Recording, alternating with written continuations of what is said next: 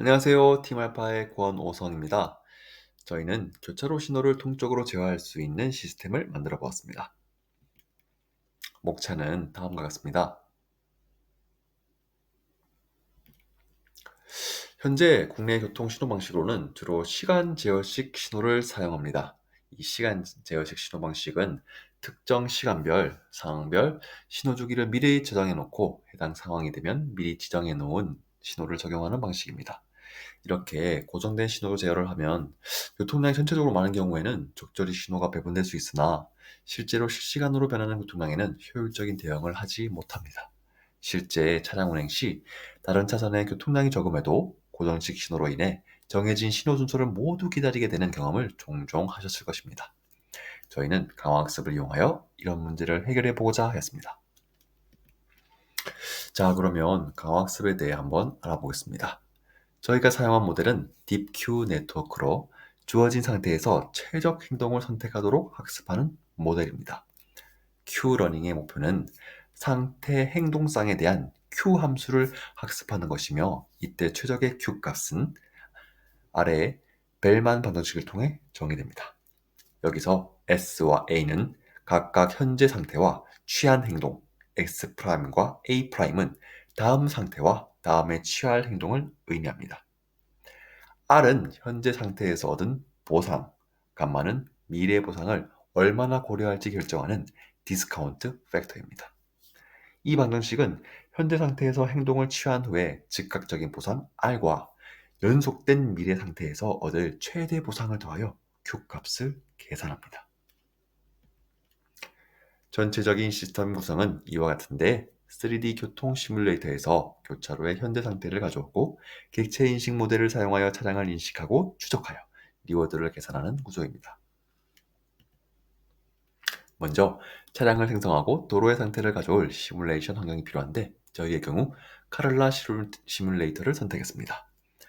교차로의 환경은 왕복 6차선의 4갈래로 갈라지는 교차로이고, 차량이 무작위로 생성되며 특정 방향에서 교통량이 급증하는 상황을 구현하였습니다. 바이썬 API를 이용하여 신호를 제어하고 학습에 필요한 이미지를 가져옵니다. 시뮬레이터와 DQN을 연동하는데, 먼저 액션으로는 보시는 바와 같이 0에서 3까지의 숫자를 교차로의 각 신호로 매핑하여 제어합니다.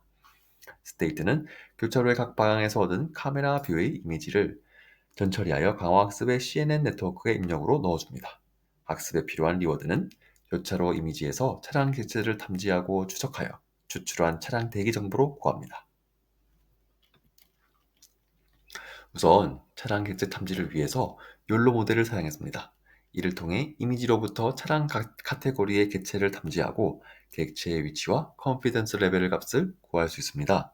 이후 욜로에서 추출한 객체 리스트를 바이트 트랙 알고리즘에 넣어서 관심 구역 내에 인식된 모든 객체를 실시간 추적하며 영상에서 보이듯이 머문 프레임 수를 누적 갱신하며 계산합니다.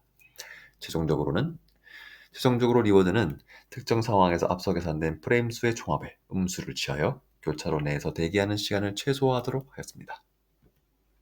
다시 한번 전체적인 시스템 구성을 보시면, 카를라 시뮬레이션 환경에서 교차로 이미지를 스테이트로 가져와 DQN의 입력으로 넣어줍니다. 그러면 모델은 해당 스테이트에서 특정 액션을 노출하고 이 액션을 반영하여 시뮬레이터 교차로의 신호에 반영합니다.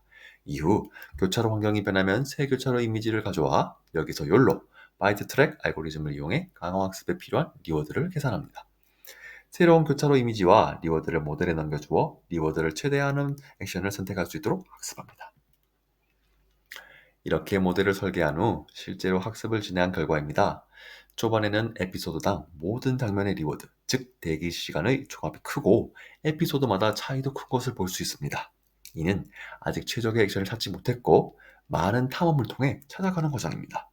학습을 진행하며 토탈 리워드가 점진적으로 상승하며 500 에피소드 정도에 수렴하며 학습이 되어가는 모습을 확인할 수 있었습니다. 진폭도 점점 줄어드는데, 이는 초기와는 다르게 많은 경험들을 쌓았기 때문에 탐험을 줄여 좀 더 안정적으로 최적의 액션을 찾아가는 것입니다. 학습된 모델과 고정주기식 신호체계를 적용하여 시뮬레이션한 결과입니다. 에피소드당 토탈 리워드, 즉 총 교차로에서의 대기 시간이 평균적으로 75% 이상 감소하는 모습을 확인했고, 편차도 50% 이상 낮아서 실시간으로 변하는 교통 상황에서도 안정적으로 대응하는 모습을 확인하였습니다. 이제 진행한 테스트의 비교 결과를 실제 교차로 시뮬레이션 영상으로 보여드리겠습니다. 먼저 왼쪽은 고정주기식 신호 제어의 시뮬레이션입니다.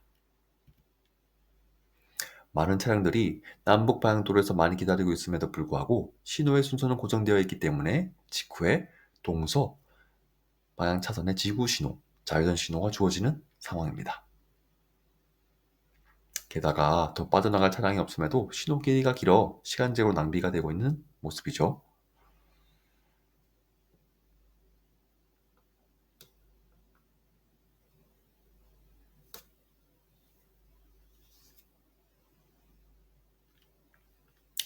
다음은 오른쪽은 학습시킨 모델로 신호를 제어하는 시뮬레이션입니다. 만약 고정주기 신호 제어였다면 남북 방향의 자외선 신호를 줘야 할 차례인데요. 하지만 여기서 DQ의 모델은 상황을 인식하고 동서도로의 지구, 즉 차량이 많이 기다리고 있는 방향으로 즉시 신호를 내어줍니다. 여기서는 이제 남북도로 자외선 신호를 주면 효율적일 것 같은데요. 실제로 모델이 해당 방향의 신호를 또 적당한 길이로 주게 됩니다.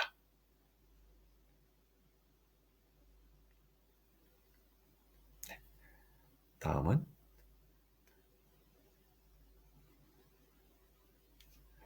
이와 같이 저희 모델은 실시간으로 변하는 교통량에 대응이 가능합니다.